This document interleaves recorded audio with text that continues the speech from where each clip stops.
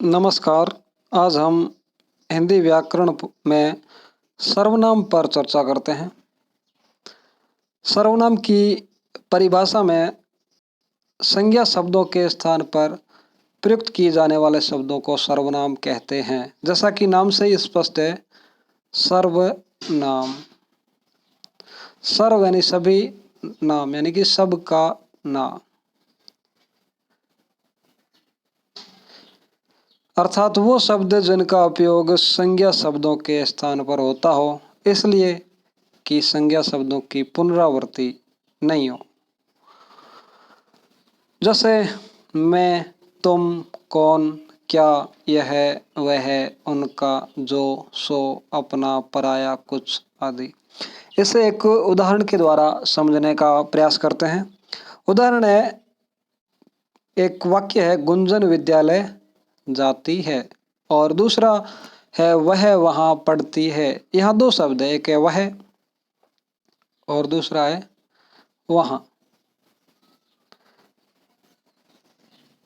अब ये वह जो है गुंजन के लिए प्रयुक्त हुआ है। गुंजन जो है व्यक्तिवाचक संज्ञा है, और वहां जो ये प्रयुक्त हुआ है वो विद्यालय के लिए, और विद्यालय जो है वो जातिवाचक संज्ञा है। तो संज्ञा शब्दों के स्थान पर सर्वनाम शब्दों का उपयोग किया जाता है, इसलिए ताकि संज्ञा शब्दों का बार बार यानी कि उनकी पुनरावृत्ति रोकी जा सके, या पुनरावृत्ति दूर करने के लिए संज्ञा शब्दों का उपयोग किया जाता है। सर्वनाम के प्रकार।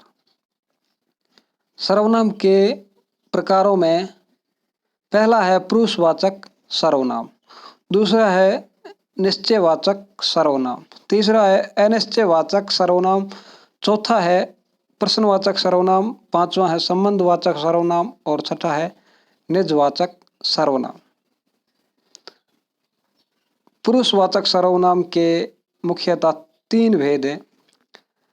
प्रथम, पुरुषवाचक में इन शब्दों का यानी कि इन सर्वनाम शब्दों का उपयोग बोलने वाले के लिए प्रयुक्त किया जाता है।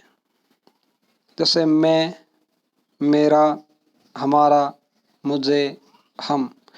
ये शब्द जो है बोलने वाला प्रयुक्त करता है। दूसरा इसका भेद है मध्यम पुरुष।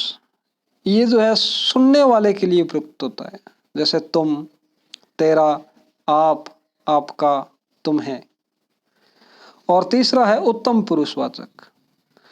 ये जो है बोलने या सुनने वाला किसी तीसरे के लिए या किसी अन्य के लिए प्रयुक्त होता है। उदाहरण के रूप में वह, वे, उन्हें, इसे, इसका, उसका, उसे आदि।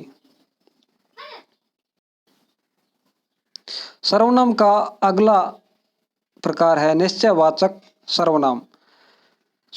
सर्वनाम के जिस प्रकार में निश्चित व्यक्ति या वस्तु का बोध होता हो, वह निश्चयवाचक सर्वनाम के अंतर्गत आता है। उदाहरण के रूप में यह, वह, इस, उस, ये, वे इत्यादि। उदाहरण के रूप में यह मेरा घर है, या यह जो है वो निश्चयवाचक सर्वनाम है। तीसरा प्रकार अनिश्चयवाचक सर्वनाम, यानी कि व्यक्ति या वस्तु की अनिश्चित स्थिति हो, उसके बारे में कुछ भी निश्चित नहीं हो।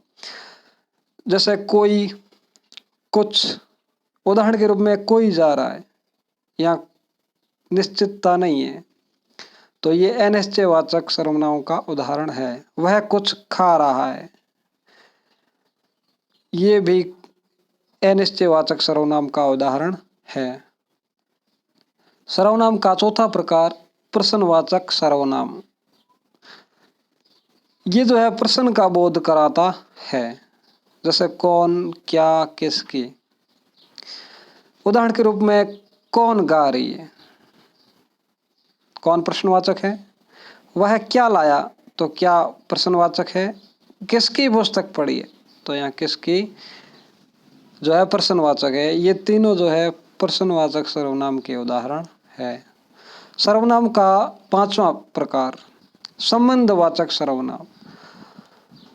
सर्वनाम की जो शब्द दो अलग अलग बातों में संबंध व्यक्त करते हैं वो संबंधवाचक सर्वनाम के अंतर्गत आता है। जैसे जो, सो, जितना, उतना, यहाँ इन दोनों का उपयोग साथ में होता है। उदाहरण के रूप में जो पढ़ेगा सो पास होगा।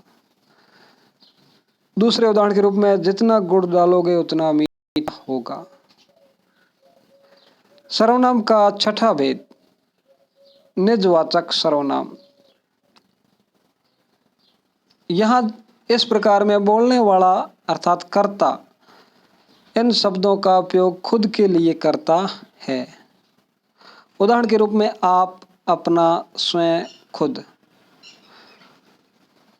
मैं अपना खाना बना रहा हूँ। यहाँ अपना जो है वो निजवाचक सर्वनाम का उदाहरण है। और दूसरा उदाहरण, तुम अपनी पुस्तक पढ़ो। ये जो है तुम, अपनी जो शब्द है ये निजवाचक सर्वनाम का उदाहरण है।